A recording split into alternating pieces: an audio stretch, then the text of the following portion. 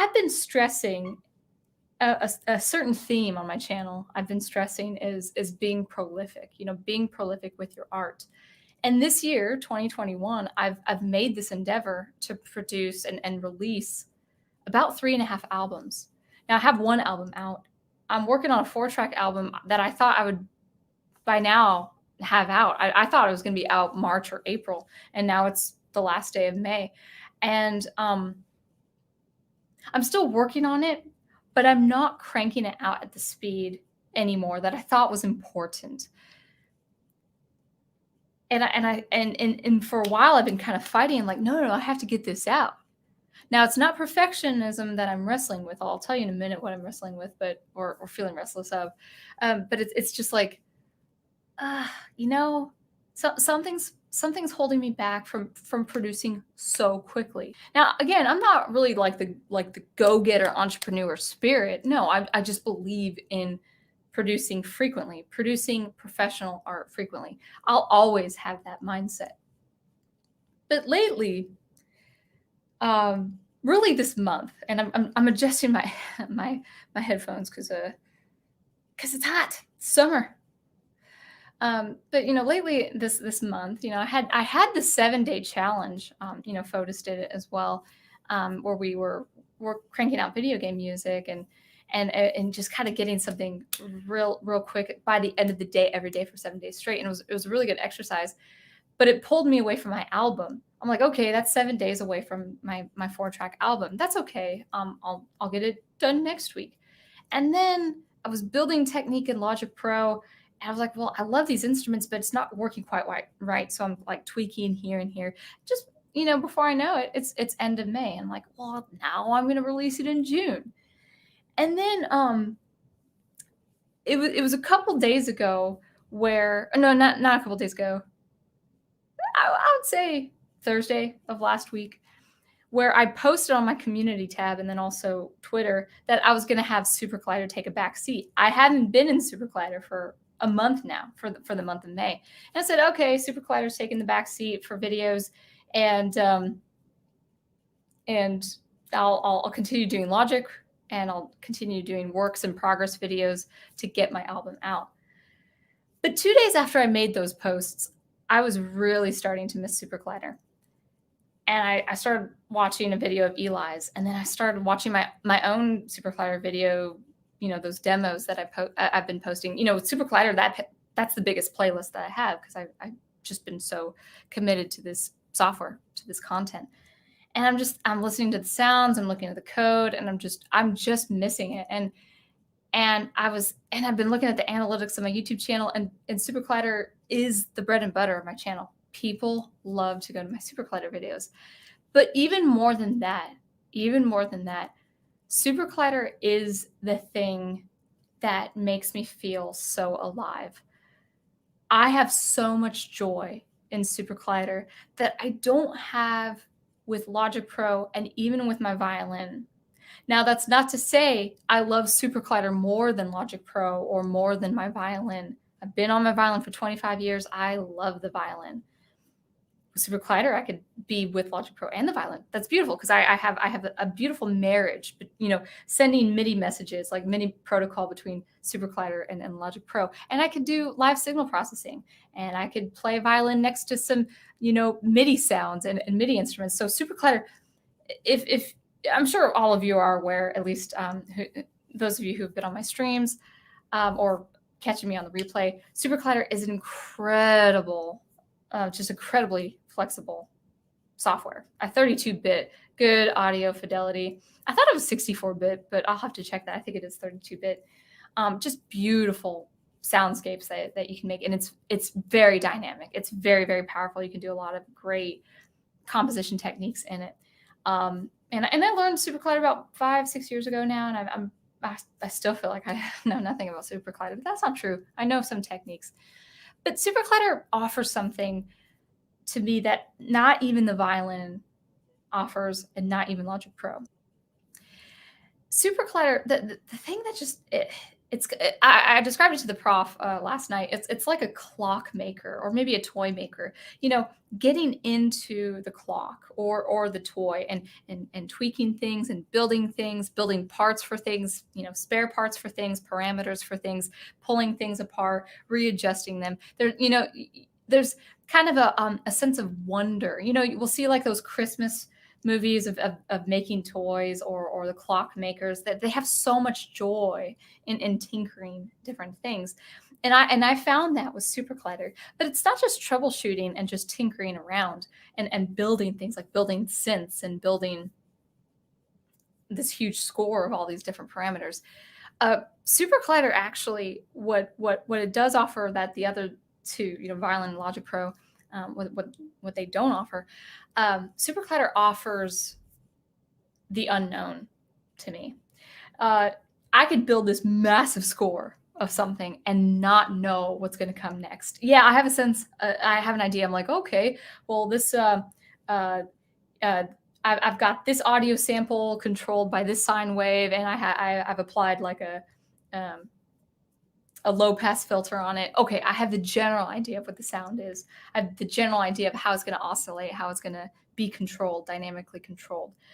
But some things are just, it's a very microscopic world in terms of sound, meaning things are working in the infinite scale, whereas like the smallest change in a value can change your entire world of sound.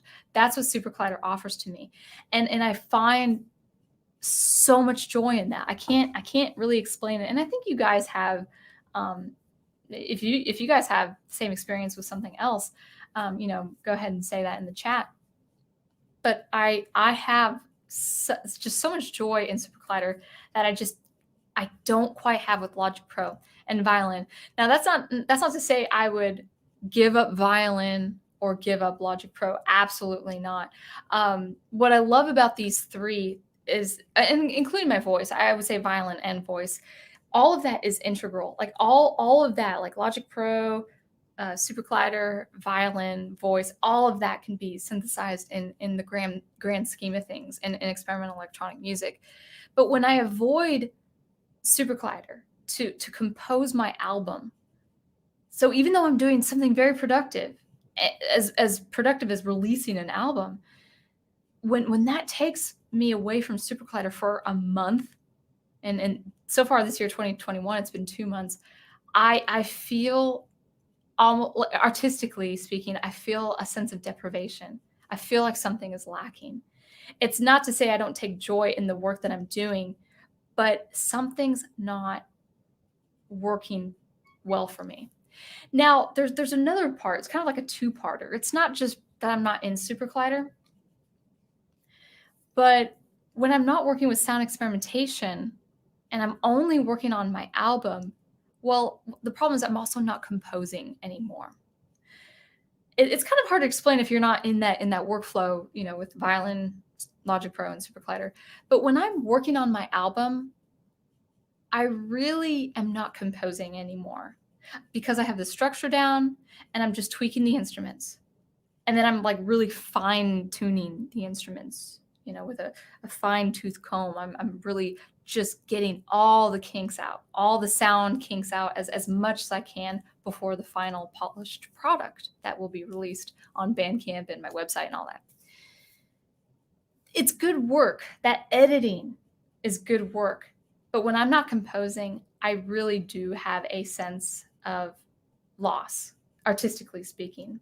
It's not that I'm moody or depressed. You know, I'm still upbeat, but there's like a tremor in the back of my brain. It's like, yeah, you should be working in some soundscapes and SuperCollider. See what you can do for a new composition. You know, it's that little tick. It's that little voice in the back of my head saying, hey, you know, yeah, you are producing an album and that's really good. Yeah, you are practicing your violin. That's really good. But you really should be composing. Like it's that. So what did I do? Well, I finally listened. Last week, I listened to that kind of inner voice.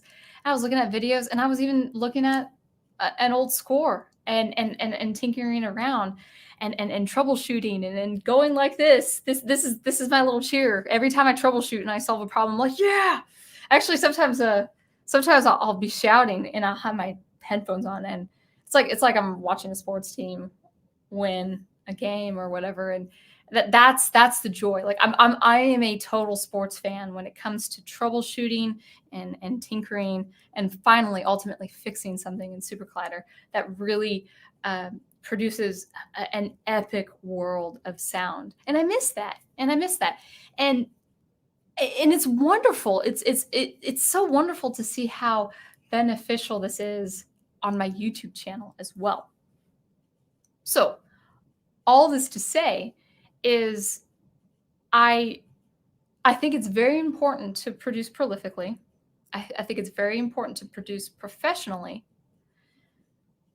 But I'm at that stage where all I'm doing is editing and tweaking. I'm not composing. In fact, the 7-day challenge was almost like a reprieve. As hard as it was, I was composing again. I wasn't just editing stuff. And that's not to say my editing is that's work that's vain. No, I learn new technique and I train my ear and I hear things and I home in on what needs to be done. Yeah, I've developed a kind of proficiency with only editing, but it's kind of like a writer. I was telling this with Professor Geek last night. You can have like a backlog of stuff that you've written, and you're like, okay, I've got 8 things I need to proofread or get it proofread, get it edited, and then and release out. Send it out for the world to see. Now that's great. You've got 7 or 8 things to release.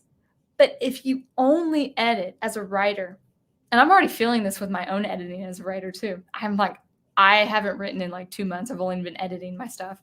If you haven't edited or if you haven't written as a writer, if you've only edited, if you've been at this game, if you've played this game for a long time, you'll feel restlessness. And that's where I've been in the last week. I've felt restlessness where watching a field steel tutorial and kind of looking at the code, I'm like, oh man, from his video, I can create 2 more videos and I've got another video on SuperCollider. Like the wheels were turning again. It was actually emotionally and mentally refreshing to me. So I definitely want to bring to the table the importance of being prolific, but also the importance of staying proficient in your craft. I'm not a music editor before I'm a composer. I'm a composer who edits my music. That's the most important thing. That is absolutely the most important thing. I don't master my tracks. Maybe in the future, 5-10 years down the road, if it comes to that, yeah, maybe I could have the time, the schedule, and the ability to master my own tracks. But for now, composing is what needs to take my time. So how do I fix this? Well, I fix the restlessness by working in SuperCollider again and being in SuperCollider daily, because up until this last year, up until 2021, like February of 2021, I was in SuperCollider every day. So it's like, where did that go? So we're in June now. So it's been 5 months this year so far. 2 of those months I have not been in SuperCollider. So 3 of the 5 months I have been in SuperCollider, but not frequently. And I'm like you probably see it like on my face. I feel that restlessness. And that's what I want to share with you guys. The more you practice your craft, the more you're into this routine, the more you're going to be in tune with what you need to do as an artist. If you have a feeling of restlessness, you got to scratch that itch. If you're feeling like I'm neglecting something I shouldn't be, then you have to, you cannot ignore it. You can't ignore it. Now, I'm not saying don't plan.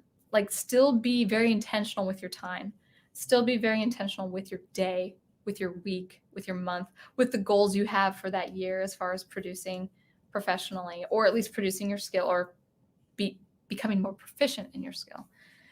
But if there's something like, this doesn't feel right, then you've got to address it. And you've got to address it pretty quickly. But this comes from practicing. This comes from really being in that artistic headspace all the time, like daily. So those are my artistic reflections. So I would love to hear your thoughts.